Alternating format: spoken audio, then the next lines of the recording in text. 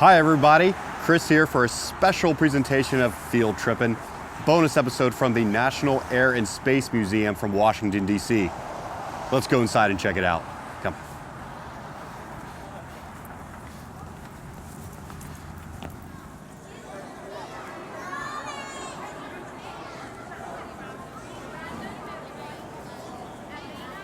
So if you'll look up in the ceiling, there is the Spirit of St. Louis, which was once the most famous plane in the entire world.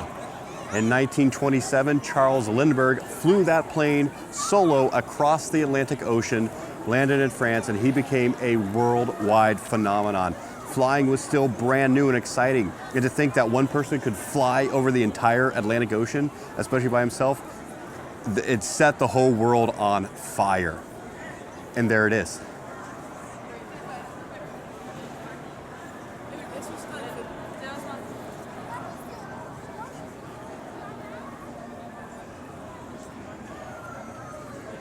So, I don't know about you, but I would be really excited about touching an actual piece of the moon right here, which we will do.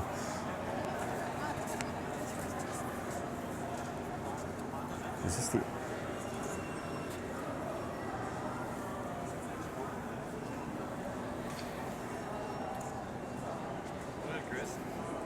It's amazing.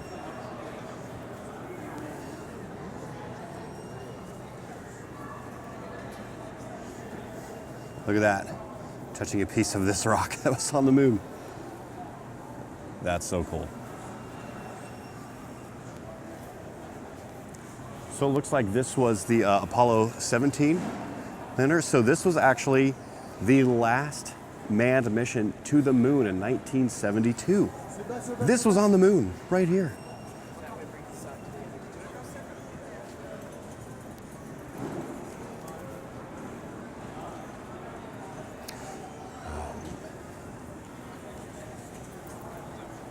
Yeah. All right, let's go upstairs. Let's see what's up here.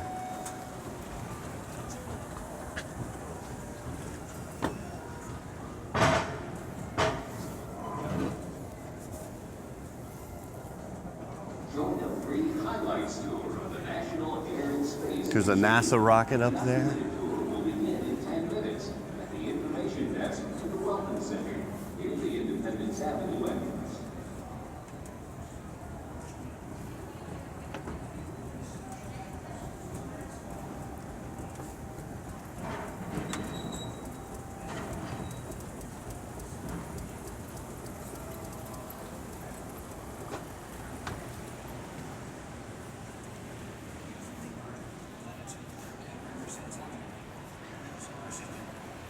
So, let's go inside this giant plane and see what we can see in here. This is a Boeing jumbo jet.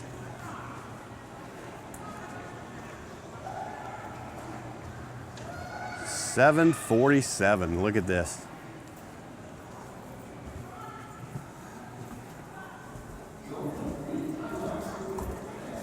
This small bathroom.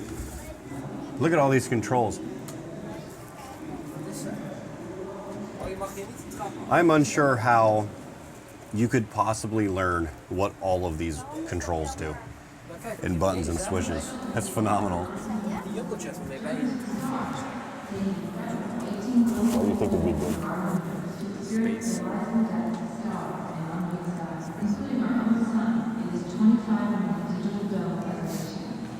Tickets are available now for Journey to the Stars at the Planetarium box office on the second floor and the IMAX theater box office on the main floor.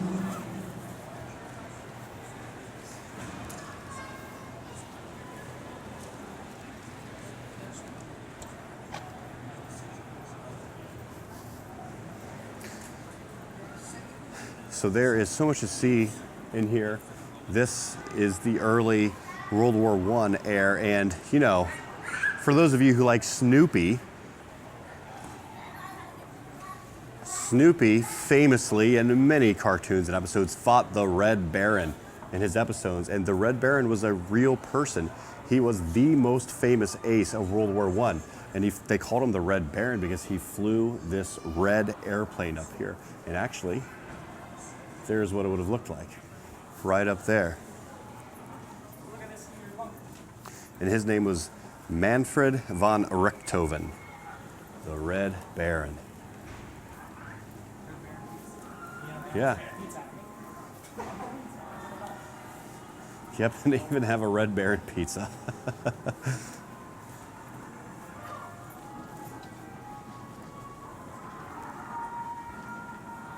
So it's pretty cool.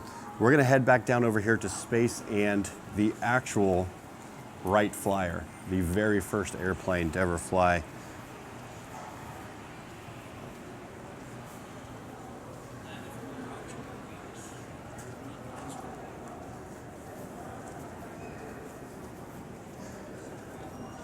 Look at this NASA jet here.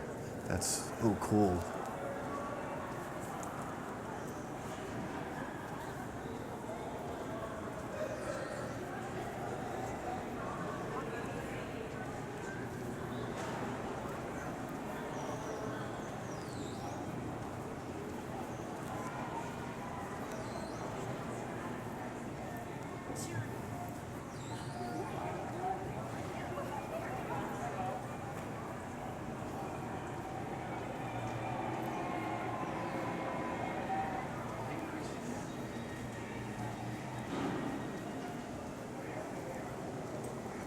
So in this very airplane right here, very famous pilot Amelia Earhart set 2 of her aviation records.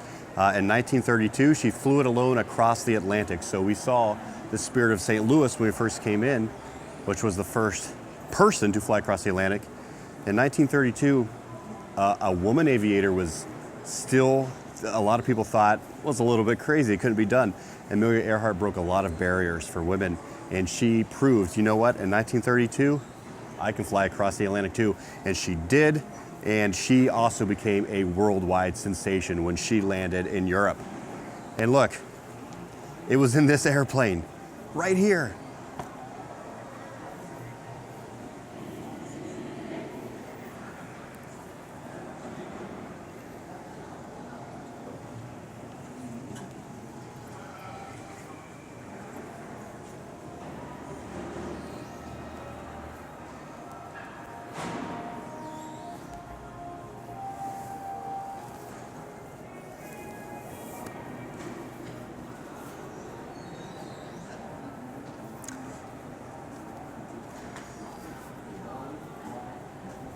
Is that it? No, it's in here. Yeah. Now, for those of you, I was going to say for those of you watching from Ohio, but that's, you know, everybody. We are going to a special place for us here in Ohio.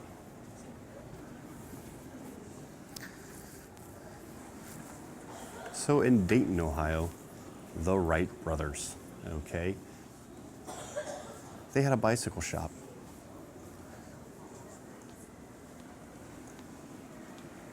Wilbur and Orville Wright, and they eventually created an airplane that flew for the first time in human history. It only flew for about 12 seconds on that first flight, but you know what? That was history, and they improved upon it. They actually studied the way birds flew.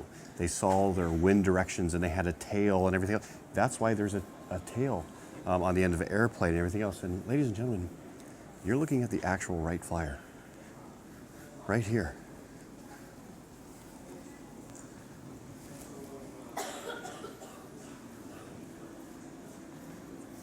So now you can see the person would have to sit, lay down, and hold on as they were flying.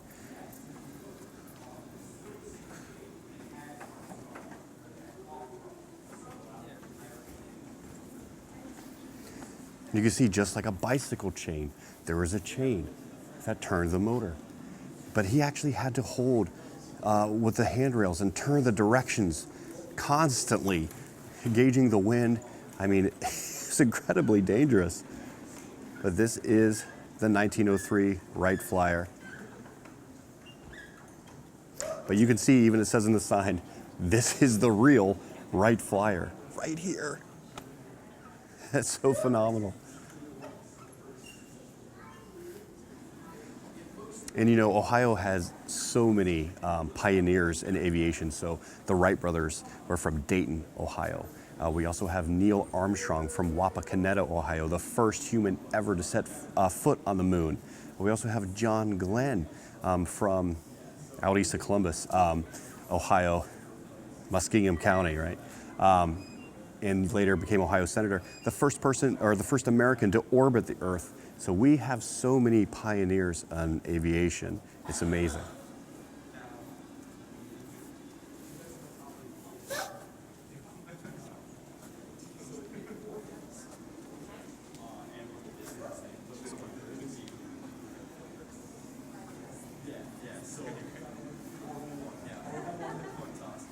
So he gets on the plane, and first flight takes up, stalls it.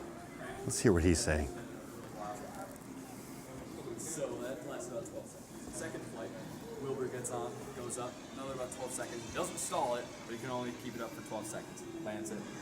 And so Orville's turn again, gets on the plane, goes up another about 12 to 15 seconds, lands it back down. Fourth flight was the most successful flight. How long did that last? Kitty Hawk. Yeah, And Kitty I Hawk. don't remember. Yeah, it was in Kitty Hawk, North Carolina. Yep, that's where they did it. And it was about 59 seconds. Oh, wow. Yeah, so less than a minute. But for them, this was incredible. They'd been able to keep it in the air, control it, maintain it for all that long. And when they landed it, they were rejoicing, they were happy, and a gust of wind came, picked up the plane, smashed it, and never flew again. Yeah. But they had done it. They'd been able to fly this plane. So they packed it up and sent it back to Dayton, Ohio. But yeah, so that's why one of the propellers is broken over there. Yeah. Okay. But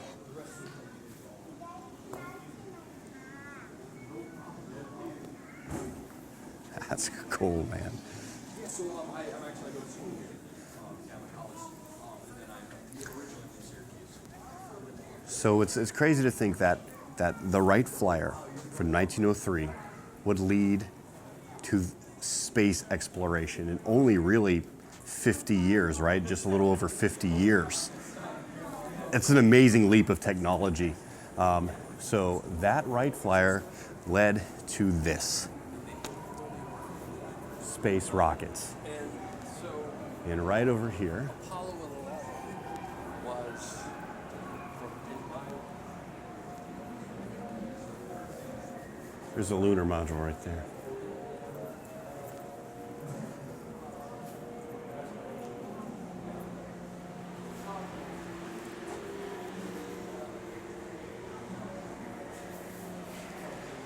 Actual moon rocks. It's amazing.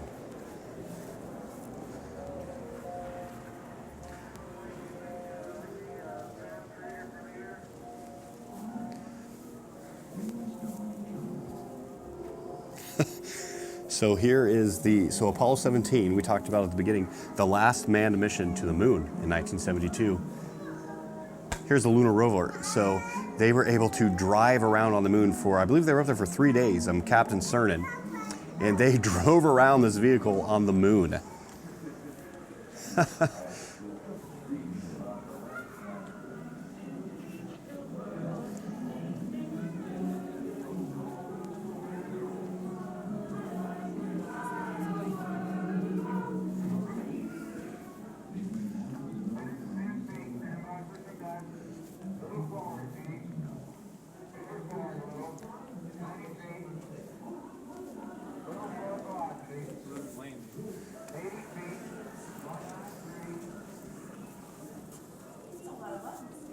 So this is the vest worn by Gene Kranz, who was Flight Control Division during the Apollo 13 mission.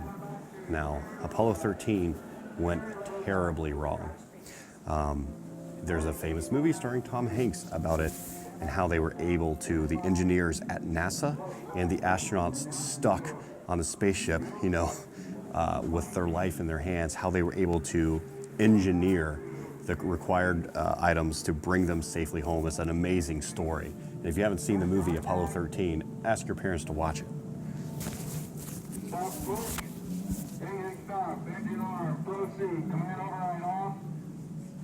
So these squares would have been the windows on the lunar module. That's all they could see out of. But they could see, the moon, and then they landed on the moon.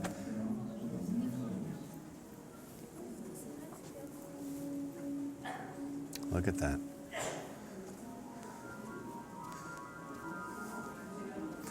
So here we have an engine for a space rocket. Look at this thing.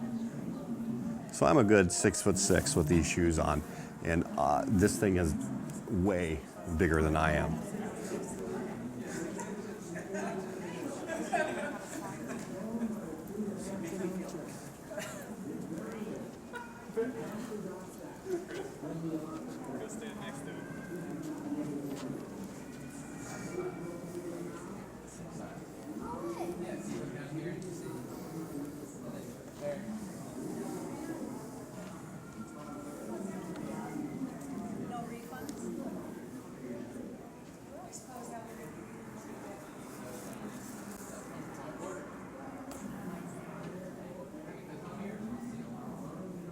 Wow.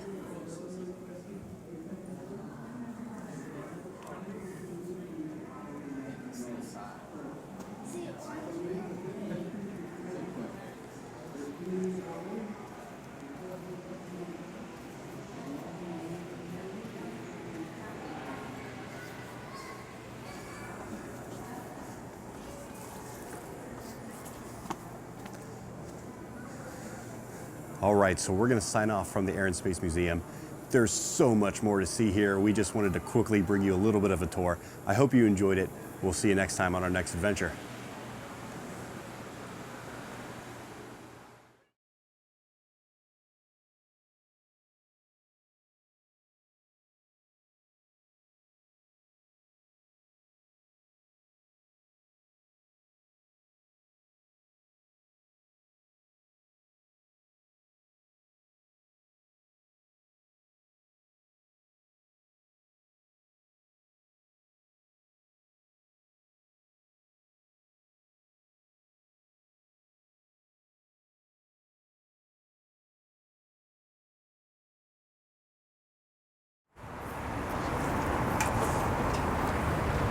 Hello everyone, and welcome to this episode of Field Trippin' from Columbus, Ohio at the State House. We're gonna have a great time. Let's go inside and check it out. I'll see you in there.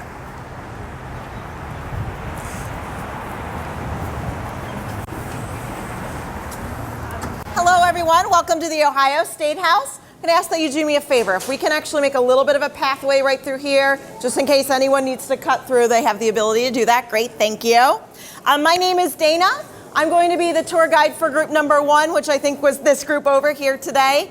And then Katie and Aaron will also be your tour guides, and we'll be starting all around the same time on our tours, and we'll head different directions for you. Before we get started on the tour, however, I want to go over a little bit of some Ohio history, because that's going to affect some of the things that you will see at the State House today. Now, our State House building is the building right on through the archway here. It was completed in 1861, which makes it one of the oldest state houses in the country that still functions as a government building. This is where our legislature still works today. And what is the legislature responsible for doing? What does the legislature do? Making laws. So all of the laws for the state of Ohio are created here in our State House building. And we will see the spaces where that happens, and you will be able to see session later on today. We do have 2 other buildings here on site. Between 1989 and 1996, we had a massive restoration here at the State House, which means we fixed up and cleaned up our buildings, made them fully functional once again, and we also restored them to their historic appearance. Directly above us, we have the atrium that we'll be walking through on the tour today. And my group, at least, will be starting our tour over here in the Senate building, and we'll talk a little bit about the history of that building and what it's used for today as well. Now, we're standing around a great big map of the state of Ohio. Can anyone tell me, and go ahead and raise your hands for me, what year Ohio became a state? Yes?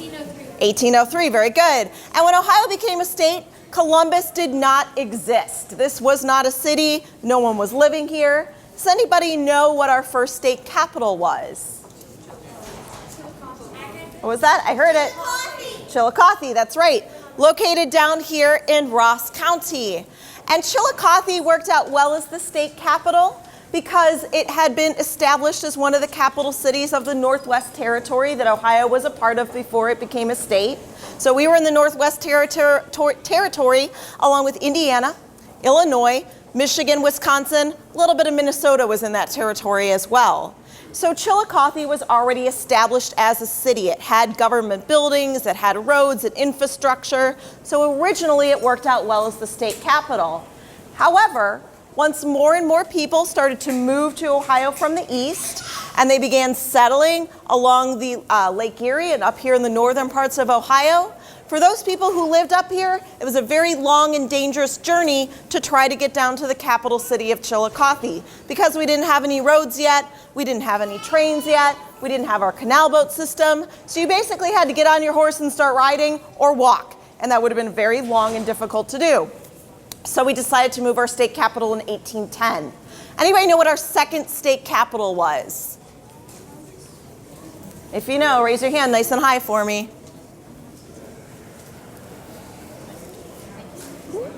Oh, did I have somebody? Cincy. Not Cincinnati. Zanesville. Yeah, it was Zanesville over here in Muskingum County. So Zanesville was only our capital city for about 2 years. Government didn't actually like Zanesville very much. And the problem with Zanesville is it wasn't central either. It's way over here on the eastern end of Ohio. So in 1812, the government decided we need to establish a new state capital in the center of our state of Ohio. And they looked around at some of the towns that existed here in central Ohio, but ultimately they decided on this land where we are right now, because the men who owned this land were willing to donate it along with $50,000, which was a lot of money in 1812, in order to build this into our new state capital. So we are one of the very few state capitals in the country that was actually established to be a capital city. So that does make Ohio and the city of Columbus unique. Because nothing was here in Columbus in 1812, it took about 4 years to turn this into a city, to build the roads, to build the government buildings. So while they were doing all that, they moved the capital back to Chillicothe. So Chillicothe got to be state capital number 1 and number 3, and they are very proud of that fact. Columbus was established in 1812, but it really didn't become the capital city until 1816. Now, the state house you will see today is the second state house that existed on this land. The first one was much smaller, and it burned down in 1852. Fires were pretty common back then, although some people suspect that it might have been burned down on purpose because it took them 22 years to build this building. And they thought if there wasn't another Capitol building to work out, that they'd speed up the process and get that building finished. And ultimately, that is what happened. Now, does anyone have any questions before we split into our 3 groups and get started on our tour? Okay, great. Then 3 quick rules I want to go over. Rule number 1, as we mentioned, this is a working government building. We also have a lot of special events that take place in the building. A lot of other people visit here. So we do want to make sure that we are respectful of all of those people and we keep our voices down as we go from space to space. Rule number 2 is please make sure that your tour guide is always in the very front of your group. We know where we're going in this big confusing building with lots of hallways and lots of stairs, so please make sure you always see us in the very front. And then rule number 3 is to please make sure that you're keeping up with the people in front of you. We don't want to leave big gaps in our group. We don't want to lose anyone around a corner or in a stairwell, so please make sure that you're always keeping up with the people in front of you. One final thing I do want to mention, for those of you who have phones, you are welcome to take photos anywhere in the building except in the chambers during session. So if you are going to the house session today, you will not be able to take photos while they're meeting, but anywhere in the building you're welcome to do that. Please make sure though that when we're moving, not to stop and take your pictures. We'll stop in lots of different really cool places. When we stop, you're welcome to take photos. Does that make sense? Excellent. I have a question. Yes? What was the last county that was created in Ohio? Gosh, I haven't studied up on the counties in quite some time, and the last county was established way back in the 1800s, so I don't remember off the top of my head, but that's a good question.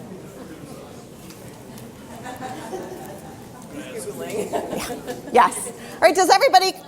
Oh, yes. So, which is the oldest county? Which is the oldest county? You know what, actually, after the tour, if you go out on the plaza Over here off of 3rd Street, we have the counties listed in the order that they were established. So you can actually go through and look at those counties and when each of them was established, because I admit I don't remember that off the top of my head. Well, the last county was Noble. Was which one? Noble. Noble? Ah, excellent, thank you. Probably a split. Probably, yes. That's what happened. The counties were bigger and then they got pieced up into smaller counties over the years. All right, does everybody kind of remember which group they were in?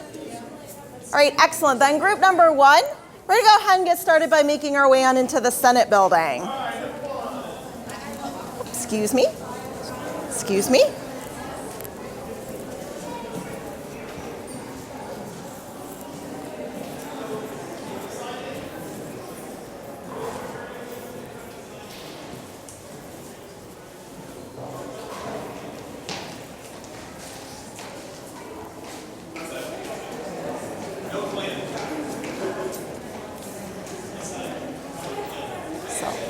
Kinds of LuLaRoe leggings in this group.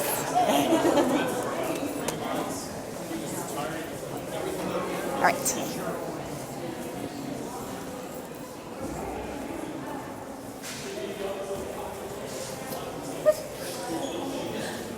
Does anyone in my group number 1, does anyone have any elevator needs? Is everyone okay with stairs? Okay. Then everyone go ahead and make your way just to the top of the staircase for me so I can point out the elevator. All right, just to the top of the staircase. We'll wait for you. Thank you. Yeah. This is a dream come true because I want to go upstairs. It is a...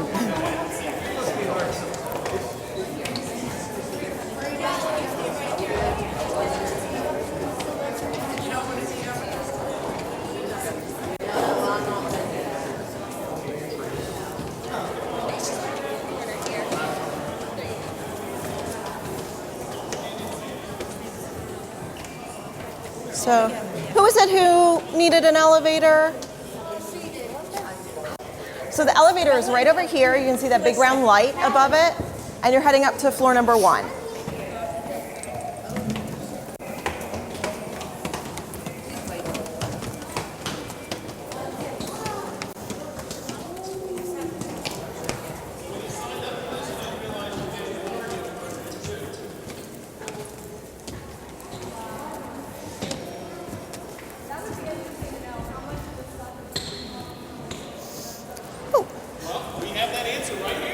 Everyone, come on over this way, and I will answer that question for you.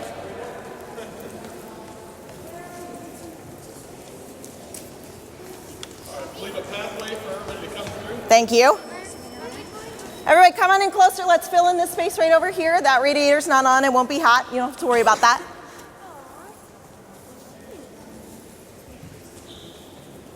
All right, everybody over here along the railing, let's take some steps up so that we have a pathway back here for me, please.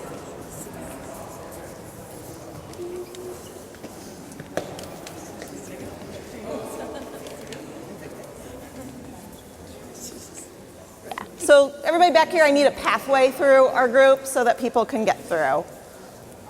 There we go. Thank you. So we are now standing in the building that is today known as the Senate Building. And this building is called the Senate Building because this is where our state senators, most of them, have their offices. And this is where they do a lot of their work. Does anybody here know how many state senators we have in Ohio? No. Anybody want to take a guess? 53. It's fewer than 53, yes. 30? You're really close. 30 is really close, 30. yes? What was that? It's more than 3. 35? Yeah. It's really close. It's between 30 and 35, yes? 37? No, it's between 30 and 35, yes?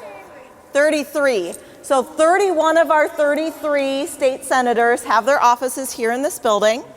The 2 who do not are the Senate President.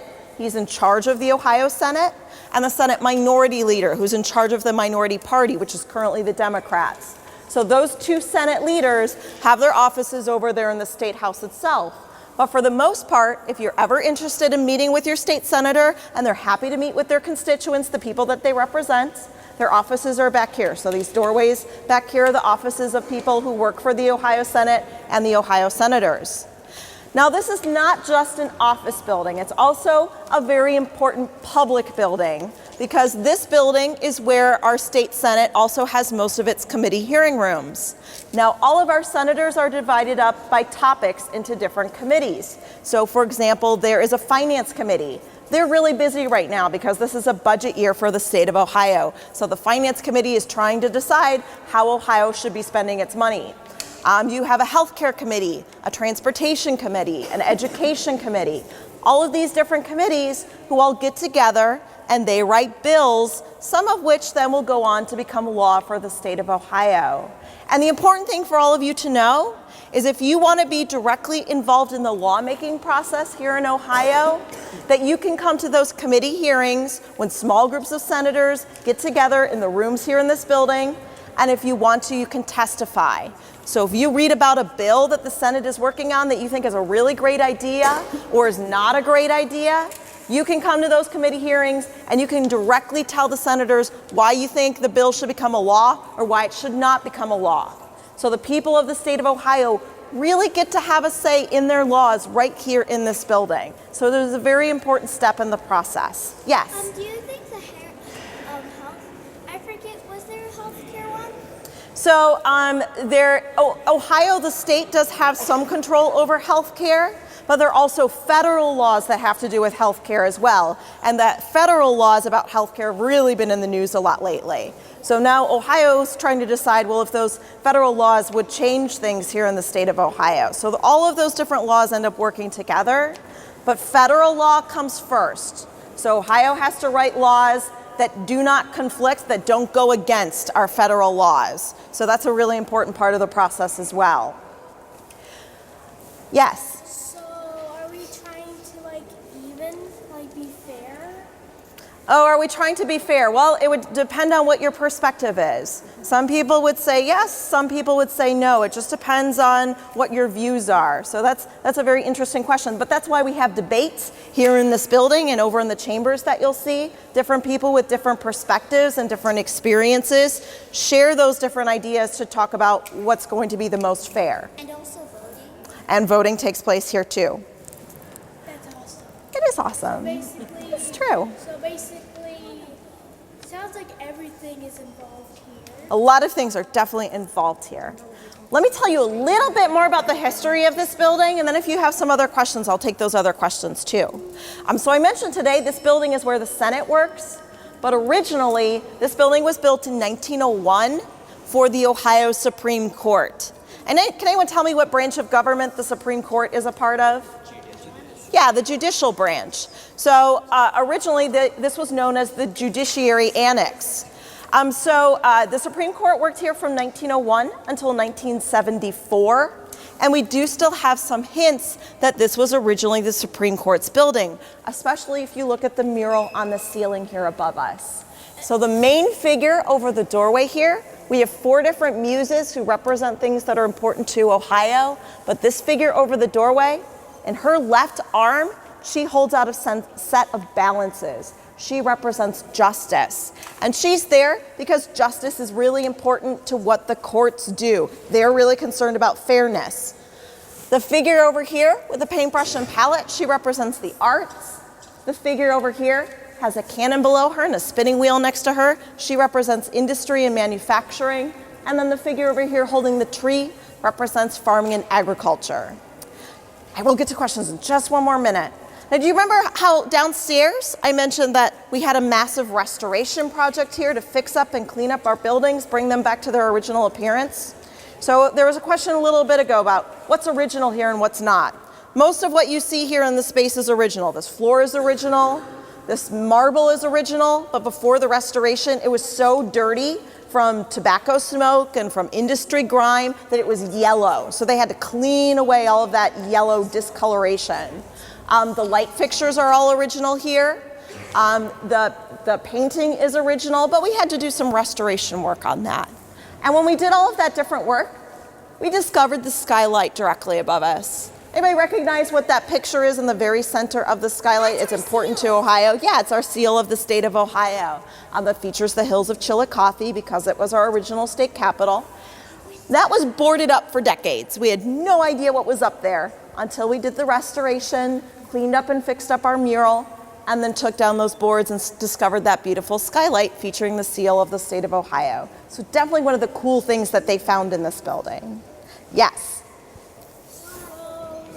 So are these all like important, like representations?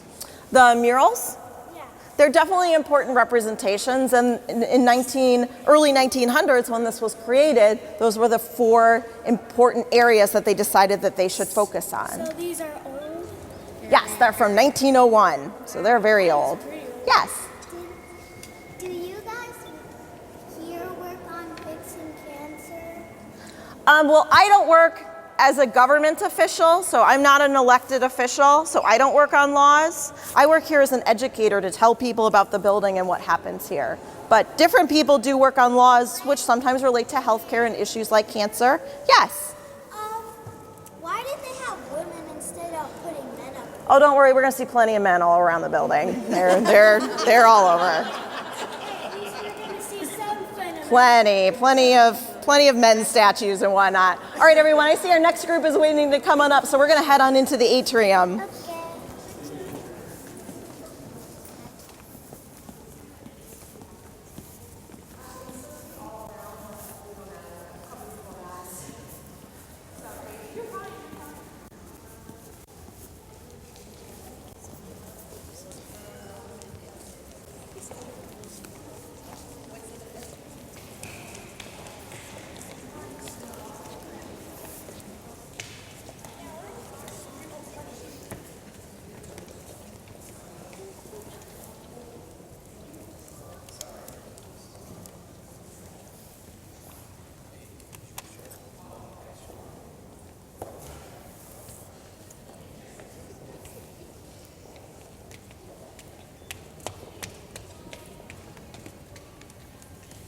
Group number 1, if everyone can gather in just a little more closely for me, so I don't have to shout quite as loudly.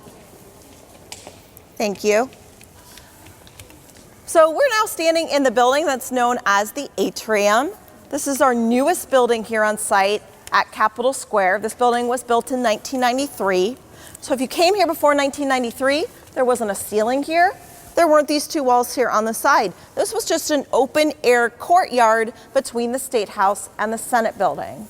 So here in Ohio, why would it be a problem if you worked here and you had to go back and forth between the 2 buildings all day long and you had to go outside all the time? Why would that be a problem? Rain, yeah. Cold, yeah. Snow, absolutely, yes. Blizzards, absolutely. What was that? Makes you a target. Yeah, there could be security concerns, and definitely we've beefed up the security a lot more recently. There's one other major issue.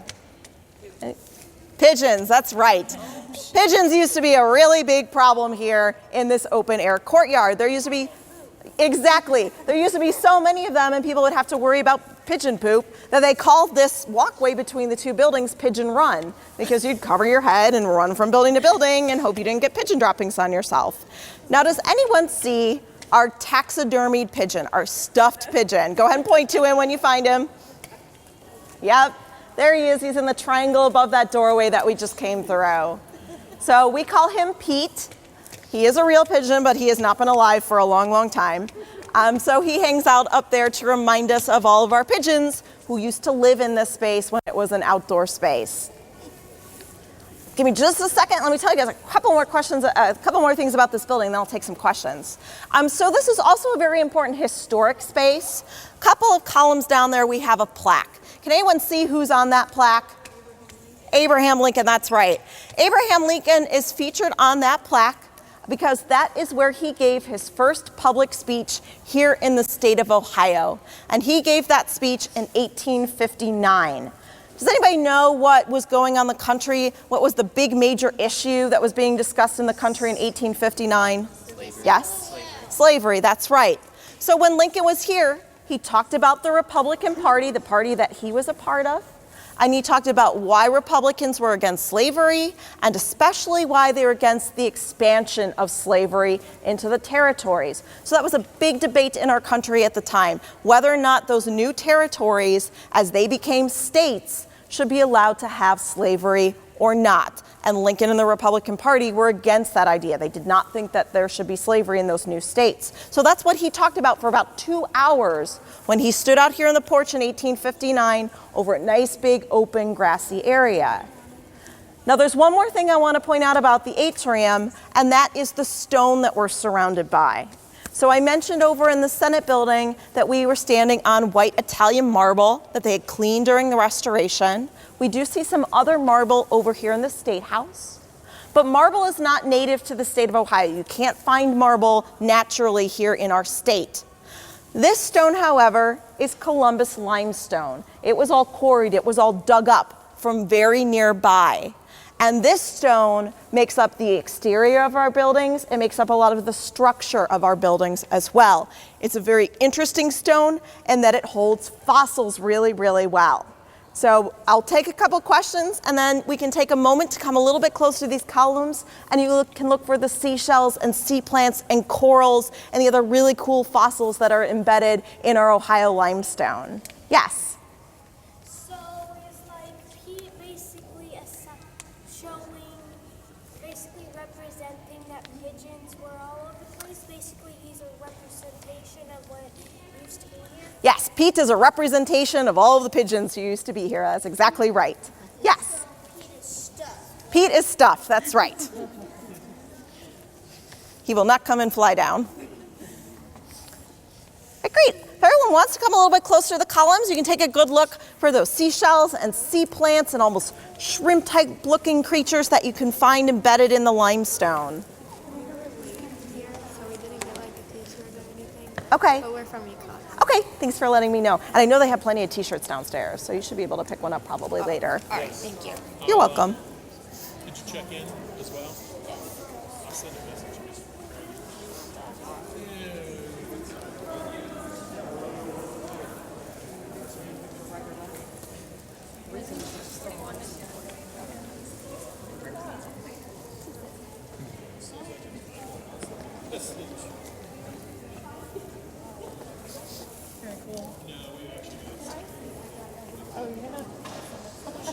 Where's the bathroom?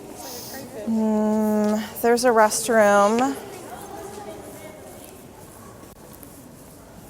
The men's restroom is located right over here on the other side of that elevator to the right. And we're heading up these stairs next, okay?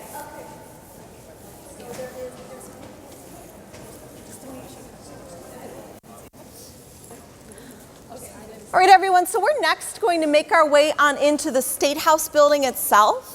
Our State House, as I mentioned downstairs, was completed in 1861. It's considered one of the greatest examples of Greek Revival architecture that you can see anywhere in the country, and it is listed on the National Register of Historic Places. So we're going to go ahead and make our way right on into the rotunda of the State House. As we head on in there, we'll walk by two paintings that were painted by Howard Chandler Christie, who's an Ohio artist. A great big painting of the Treaty of Greenville that took place in 1795, and then a painting of Thomas Edison, because Thomas Edison was born here in Milan, Ohio. So you can look up and see those two really great big paintings as we walk in. Hello, sir. Hello.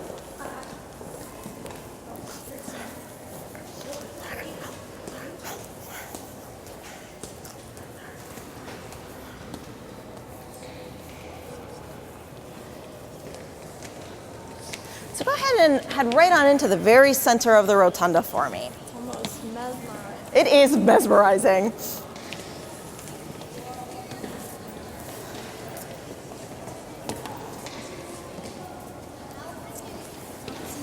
Can I use the restroom?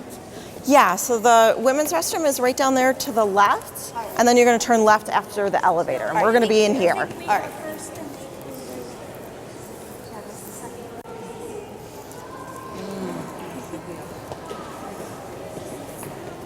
Oh, if she needs the elevator, that's not the elevator she needs. Guys, oops, excuse me. Oh, excuse me. That's not the right elevator. Whoop. Nope, that's not the elevator. That's not the elevator that you need. Yeah, sorry.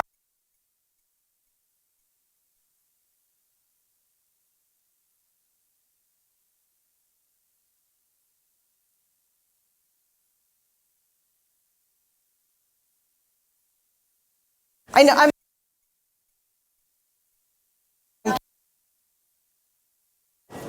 I'll take care of it. I'll be fine. You guys go ahead. You go ahead. Give her the building. Which side? Her and I's gonna go together. I'll take this side. Sorry, this is the only one where it's kind of a weird place that the elevator's far away.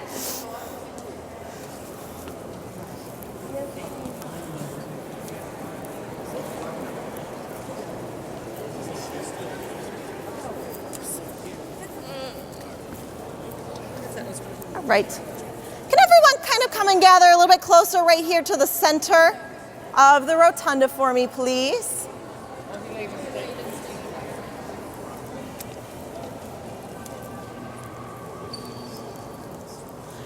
So we are now in the rotunda of the State House. So we are in the very center of the 1861 State House building. This side of the building is for the Ohio House of Representatives. We have 99 House of Representative members. You'll see their session a little bit later this morning. And so they have their chambers over here on the second floor and their committee hearing rooms over on this side of the building as well. Our House members don't have their offices here in this building. They actually have their offices across the street in the Rife Center. So House members come back and forth between the two buildings. This side of the building is used by the Ohio Senate. The second floor is where the Senate has their chambers, and we'll be seeing that space in just a little bit. And then down below over to the left is where the governor has what's called his ceremonial office. Does anybody know the name of our current state governor? Yes? Yeah, John Kasich. So Governor Kasich also has an office across the street in the Rife Center, but he will use his ceremonial office here in this building, in order to have different kinds of meetings. He'll often meet with his cabinet there. Sometimes he'll sign bills into law in that office. Sometimes he'll meet with the press and have other kinds of occasions over here in the ceremonial office. Now we're now standing in the tallest part of the State House. It's about 128 feet from the floor to the top of the dome. All the way up there you can see another seal of the state of Ohio. Does anybody with a really good set of eyes spot what's in that seal? It's a seal. It is the seal. That's an older seal. There's a big sun in there. What was that? There's a boat. That's right. We don't have a boat on our state seal anymore, right? There's a boat in a little bit of a canal channel. So that's actually a canal boat that's featured on our seal because our canal boat system was so important to the state of Ohio as a mode of transportation, as a way we moved goods and supplies around the state, that in the 1800s we included a canal boat on our state seal. By the late 1800s, however, we weren't using our canal boat system very much anymore. Why is that? What mode of transportation came along that was much bigger and faster than canal boats? Ferry? Not a ferry, what was that? Trains, that's right. So once we had train tracks going all across our state, we didn't need our canal boats anymore, and we stopped using those. So that's why you no longer see a canal boat on our state seal. Now we do have two notable art features here in the rotunda. I'm actually going to come around to this side so we can talk about the painting first. Has anyone here ever visited Put-in-Bay Island in Lake Erie? Yeah, a number of hands, quite a few people. Excellent. There's Perry. So this painting is a painting of Commodore Oliver Hazard Perry, and this shows him at the Battle of Lake Erie. And the Battle of Lake Erie was a part of the War of 1812. Now, does anybody know who the United States was fighting against during the War of 1812? The British, that's right. So a lot of historians consider the War of 1812 to be kind of like part two of the American Revolution, because we were once again fighting against Great Britain, and we were fighting about issues that were left over from the American Revolution. Now this painting is particularly important because Lake Erie was kind of like the buffer zone between the United States and Canada. And at this point in time in history, in 1813, Canada was not yet an independent country. They were still a British colony. They were still a part of Great Britain. So basically, if you controlled Lake Erie, You had the ability to control who moved their military, who moved their supplies, who was able to connect. So this was a very, very important battle. I promise I will get to some questions in just 1 minute. But we see Perry here in the middle of this great big battle in a rowboat. First of all, he's standing up. You don't ever want to stand up in a rowboat. Don't do what Perry's doing here. Second of all, if you're commander of a navy during a battle, you don't want to be in a rowboat because it's not safe and it's very hard for your men to see you. Anybody know or have a guess as to why he's in a rowboat right now? His boat Yes? sank? His boat was sinking. It was the Lawrence. It took all of the heavy cannon fire, and it was so damaged that Perry and his men had to abandon ship, climb onto a rowboat, row almost a mile through open water during the battle, and they were very, very lucky that they safely made their way on over to the Niagara. The Niagara was the second largest ship that the U.S. had in their fleet. So Perry took command of the Niagara, and then he was able to win this battle. It was the first time in history that the British had a major naval defeat. So this was a very important moment, not only for U.S. history, for Ohio history, but for world history as well. And because this was such an important moment, our Ohio legislature decided to make a painting of this moment in order to commemorate it. So they asked the artist William Powell to create a painting for the State House in order to honor the Battle of Lake Erie and Commodore Oliver Hazard Perry. So this painting was completed in 1865. It's almost as old as this building. And when Congress saw this painting in Washington, D.C., they liked it so much that they asked Powell to do a second version that still hangs in the U.S. Capitol building today. So this is a very important painting, and we're really proud of the fact that we get to have the original one right here in the State House. Yes. So this is like, so when did they make it? Did they make it like right after, or? They didn't make the painting right after because this battle took place in 1813 and the painting wasn't finished until 1865. So Powell had to talk to different people who had been a part of this battle or whose family members had been a part of this battle to try to gather information about it. And he had to use his imagination a lot to recreate the scene. So there's some things that aren't entirely historically accurate about it, but it still gets the feeling of what it would have been like to be in a great big battle on Lake Erie. Okay, so it took a long time. I would make sure because this is huge, so it makes sense. It took him about, I think it was around 5 years to make the painting, but he didn't start it until a long time after the battle. Yes? Since Lake Erie is the separation between the United States and Canada, does Canada still have partial control over it, or is it all United States? Yeah, good question. So today, all of the lakes, there's a line that if you look on a map, you can see there's a line that goes through all of the Great Lakes that shows the division between the United States and Canada. So we share the Great Lakes with Canada. That sounds like, so there is a border. So Yeah, it's basically a border. So we're basically sharing it. We are, yes. Why do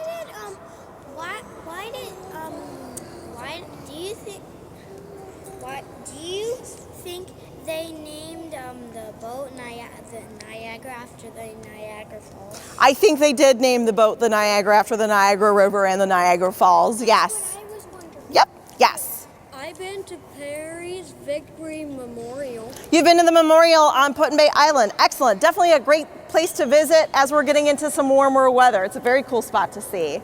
Yes? Was Perry dead when the painting was created? Perry was definitely not alive any longer when this painting was created. He actually died only about 5 or 6 years after this battle happened. He caught, I think it was yellow fever, and he died fairly young, unfortunately. Yes? So was he basically like a war general, or? He was the commander of the Navy, which is similar to a war general. All right, let me get one more question, then I want to talk about the monument too before we go upstairs. Yes? He was French, right? No, Perry was American. Yes. So we're going to go ahead and make our way on over to the memorial over here so you can see it a little more closely.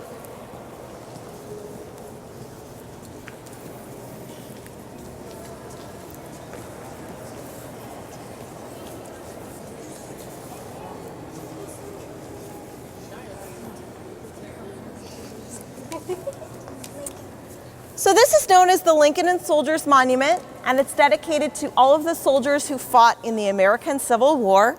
The scene that you can see here shows the surrender of the Battle of Vicksburg, which is a battle that took place in Vicksburg, Mississippi.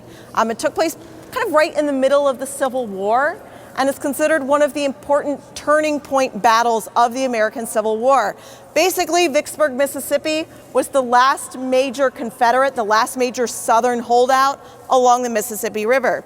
So once the Union won this battle, they basically had control of the Mississippi River. That was a really important part of the war, of the American Civil War.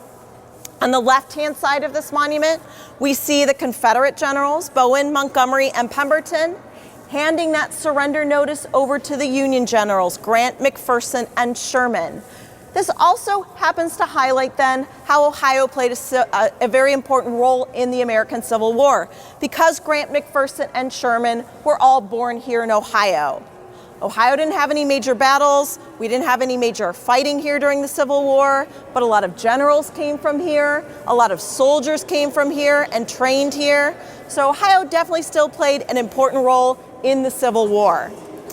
Now on the top of the monument, we have a bust of Abraham Lincoln, who was President of the United States during the war.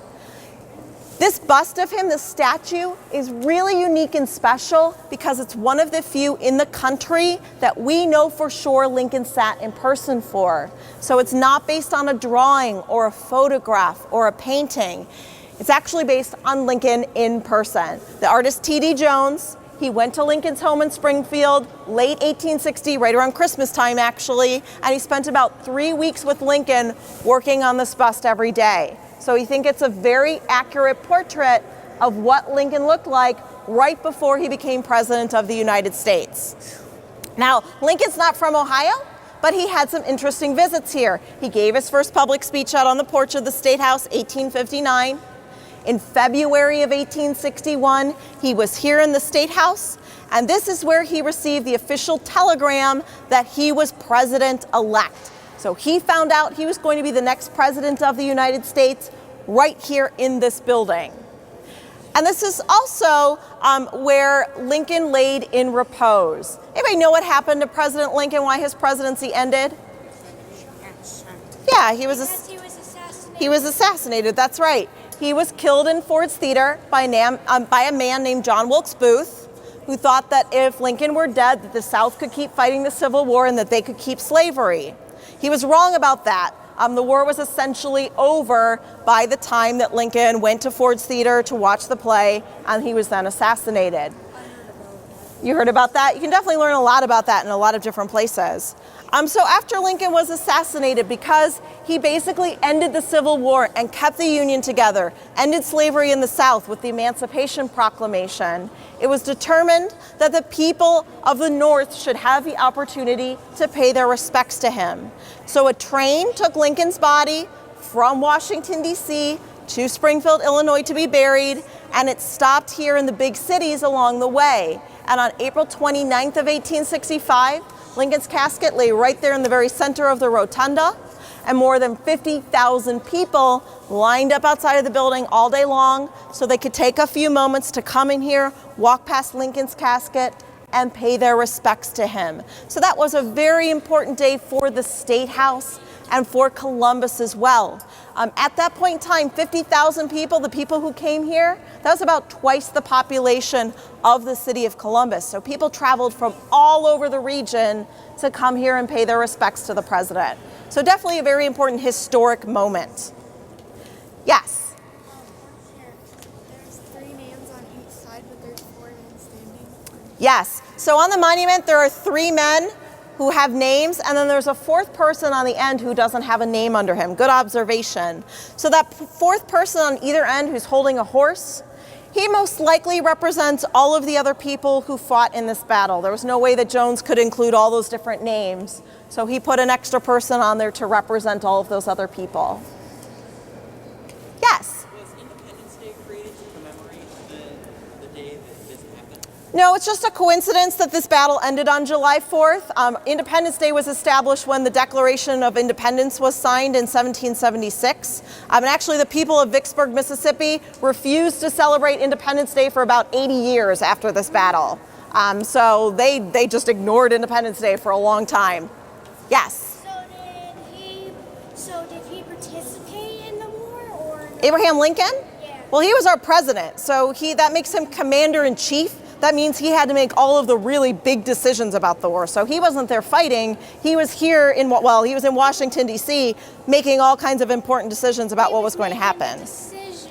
Yes, exactly. All right, I want to make sure that our next Ecot group gets to spend some time here in the rotunda and that we get to see the chambers. So we're going to go ahead and make our way on upstairs.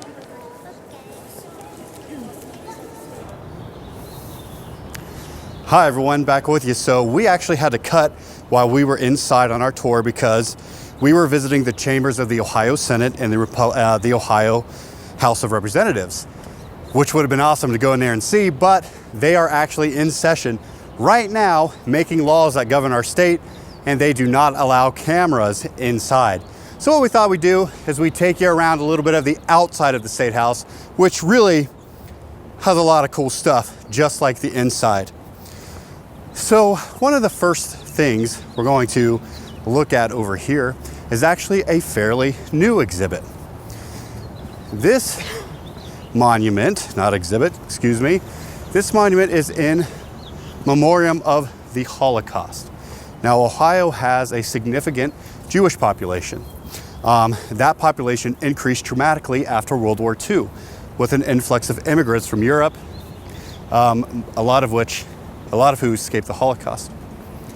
And here you can see our newest monument.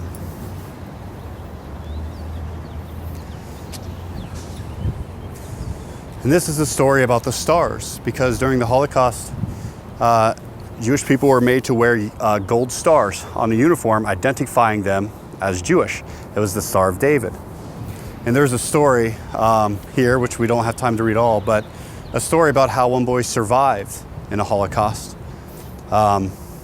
It's a very harrowing story. On the inscription here, it says, "If you save one life, it is as if you've saved the world." So this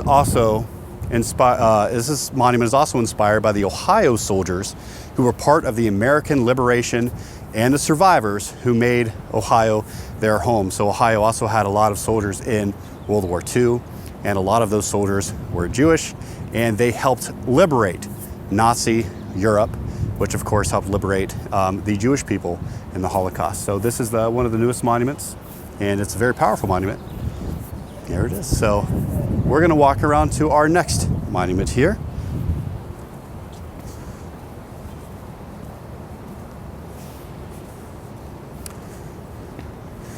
So by the way, this is High Street, a very important street. When Abraham Lincoln was assassinated, his funeral train pulled up right in front, and thousands of people walked right up here to see Abraham Lincoln as he laid in state at the State House, which we heard about inside there. So we won't talk about this in much detail, but this is a statue of Christopher Columbus. This was on the 400th anniversary of when Christopher Columbus landed in the Bahamas, what was known as the New World to the Europeans anyway. They built it here because Columbus, of course, is named after Christopher Columbus. That's where we got the name. That's why Columbus is the Discovery City, by the way. Fun fact for you for today. We're not going to go down there, but there is a statue of William McKinley. He was Ohio governor and then later president of the United States. And William McKinley was assassinated in 1901. And then Teddy Roosevelt, who I'm sure many of you have heard of, became president. Teddy Roosevelt was his vice president. William McKinley was actually the last of the Civil War presidents. He fought in the Civil War, and he was the last. After that, there were no more Civil War veterans who were president. But they have him looking that way because where this big skyscraper is now used to be a hotel where he lived. And every day, William McKinley, when he was governor of Ohio, his office was in a window actually on the other side. And at lunch, he would look out across, and his wife would be in the window, and they would wave to each other, and they would look at each other as they ate their lunch because they couldn't get to each other. He was so busy as governor, but they could at least still that way eat lunch together. And so that statue is sort of in homage to that, he's looking out at his wife because his wife was so heartbroken when he was killed. That's why they built the statue there, to look across. Sad story.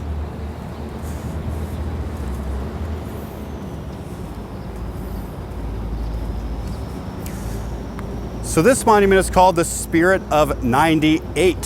So it says, erected by the state of Ohio for the honor and memory of the Ohio veterans of the Spanish-American War, the Philippine Insurrection, and the China Relief Expedition, 1898 to 1902. A lot of people sort of forget the Spanish-American War, but it was one of the most important wars in American history because it is the Spanish-American War which made the United States a colonial power, which a lot of people did not believe we should have been. But regardless of the debate around it, the fact is it did make the United States a colonial power. We gained control of places like the Philippines, right? Guam, a lot of those places that would come back to haunt us later on. And it's also that war that freed Cuba. And of course, we have an interesting relationship with Cuba going up to the Cuban Missile Crisis in the 60s. But this is also the famous war where Teddy Roosevelt became really famous as part of the Rough Riders, the storming of San Juan Hill in Puerto Rico. Very important war in American and Ohio history. So we're going to stop at one more monument. Speaking of Ohio history.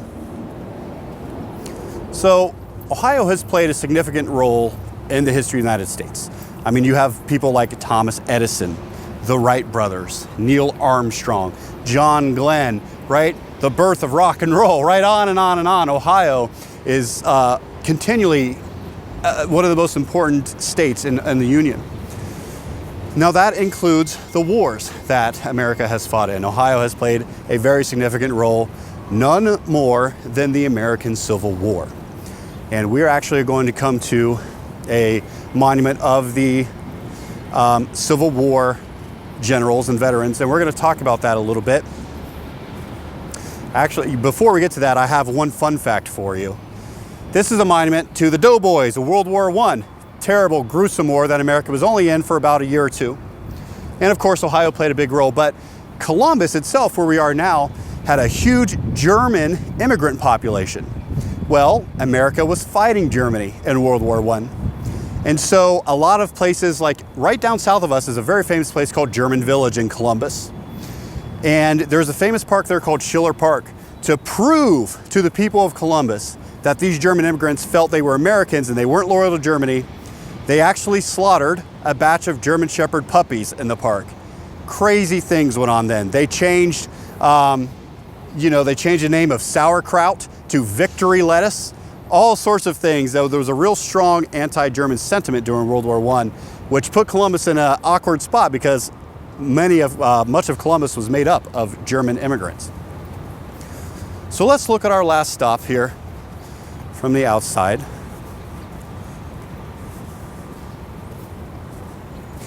And again, we have a monument to some of the major figures of the American Civil War. Now, the American Civil War was easily the worst disaster the United States has ever been involved in. 2% of the entire population died in the Civil War. So if you take that to today's population, that would be over 20 million people.